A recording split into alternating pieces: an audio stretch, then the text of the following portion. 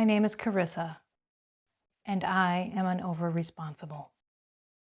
Actually, I'm in recovery now, so it's okay. But if you, like me, were raised by a parent with many narcissistic qualities, and that might be especially true if those were of the altruistic variety, it's probably difficult for you to identify what are the limits of reasonable and wise generosity. How far does caring go before it goes too far? Perhaps when you were growing up, generosity and caring and giving were so idealized that even reasonable self-care was deemed selfish and wrong and bad. Perhaps self-care wasn't modeled for you. Today, I'm going to look at a parable Jesus told that I have found helpful in my recovery. It is the story of the Good Samaritan. And while the Good Samaritan is generally seen as someone who was overtly generous, overtly caring, someone who went beyond a reasonable humanity, I'm going to look at it from a different perspective today, and hopefully it will help you as it has helped me. My name is Carissa Schalk, and thank you for joining me for this Bible study. Please give this video a thumbs up and share it with friends and enemies alike. When you subscribe to the channel, also hit the little bell icon and you'll be notified when I post new videos.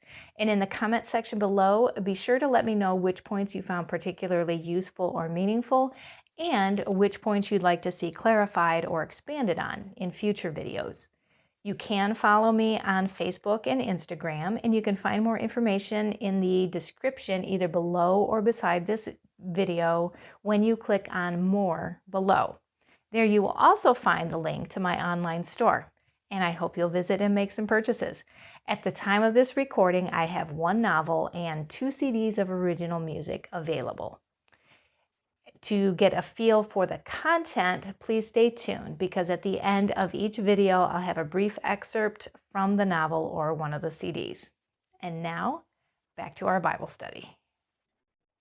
The subject matter under discussion in the parable of the Good Samaritan was, what does it mean to love your neighbor as yourself? So Jesus told a story of a man who was going from Jerusalem to Jericho, and he fell among robbers, and they took everything he had and beat him up and left him on the side of the road half dead. A couple men came by soon after, not together, but a priest came by and went to the other side of the road to avoid the man. And then a Levite came by and also went to this other side of the road to avoid him. Then along came a Samaritan who would have been a stranger and an outcast in that area. And he, instead of going out of his way to avoid the wounded, half-dead man, he stopped, he cleaned the guy up, he loaded him up on his donkey, he continued on his way to the next rest area, perhaps, or the next exit on the highway, and found an inn, and he took a room at the inn overnight. He cleaned up the guy some more, cared for him, and when he left the next morning, he told the innkeeper, take care of this guy for me. Here's some money to pay for the costs of caring for this guy. And I'll be coming back this way soon. And when I come back, I'll stop here again and I'll settle up with you whatever the difference is. And that's the story. That's all there is to the story. Not much at all. And I want to take some points from this that I hope will help balance out that idea of how to love your neighbor without abandoning your own life or harming yourself. Before I get back to the points I want to make about the story itself, I would like to take a little side trip because, as I mentioned, this parable was a discussion about what it means to love your neighbor as yourself.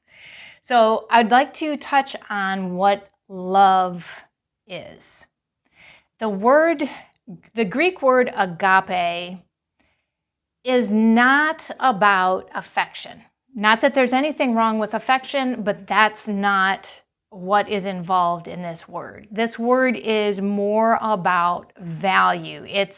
Think of it in terms of appraisal. If you appraise a piece of property as being valuable or not valuable. So the idea of loving your neighbor as yourself is essentially a statement of appraising the value of your neighbor's life as being equal to the value of your own life. Essentially, it means it's a statement about valuing all human life equally. If you're human, you have value. Your life is no more or less valuable than my life. And that's a really important point to understand, particularly in this situation, because we need to understand that this was a situation where a human life was at stake. If no one rescued this man, he would die through no fault of his own. And even if there had been fault of his own, it really wouldn't matter. The point is, he was helpless. He was going to die. If someone did not come and intervene and help him get back on his feet again, he was literally going to die. So there are 3 points that I want to make from this little parable that relate to responsibility and over-responsibility. The first one is that the priest and Levite actually went out of their way to avoid having to help this man. Now, maybe they assumed this man was already dead, but the fact that they went out of their way indicates they weren't even willing to stop and find out if there was anything that they could do to help. And this wasn't even a matter of courage. The thieves and robbers, the bandits, had already gone. So it wasn't a question of, oh, if I get involved here, my life is going to be at risk as well. They simply went out of their way to avoid helping a badly wounded man. The second point that I want to make is that the Samaritan, who is heralded as a hero, did not go out of his way. He did stop, so he did take some time, and he did spend some money, but he did not go out of his way. He stopped, he picked the guy up, and he continued on his way. He stopped at an inn only overnight. Maybe he would have stopped there anyway, or maybe he would have gone on to the next exit and gotten a room at an inn at the next exit. We don't know. But the point that I want to make is that he stayed at this inn overnight.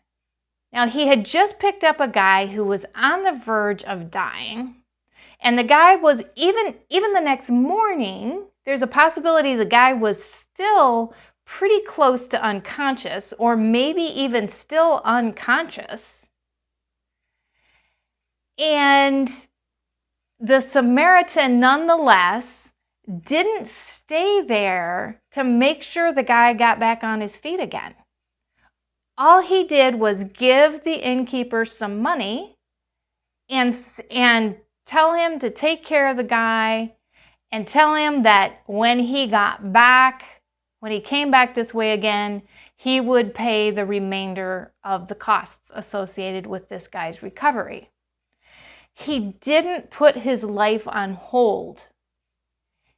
And this has been such a big deal for me to recognize, that the Good Samaritan did not go out of his way. He paused. He did spend a little bit of extra money, a little bit of his resources, but we have no reason to believe that he was a poor man to begin with.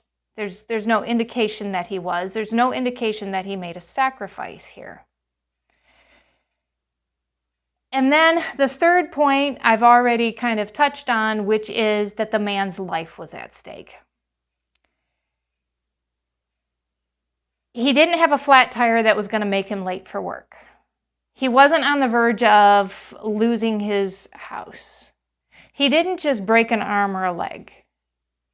And I'm not trying to say that it's wrong to help someone who has a flat tire, or that it's wrong to help someone who's, on the verge of losing their house, or that it's wrong to help someone who's got a broken arm or a broken leg. I'm not saying that at all. But I'm trying to help in establishing some boundaries here as to what Jesus was actually talking about. Because again, the point was, what does it mean to love your neighbor? Or in other words, what does it mean to value your neighbor's life?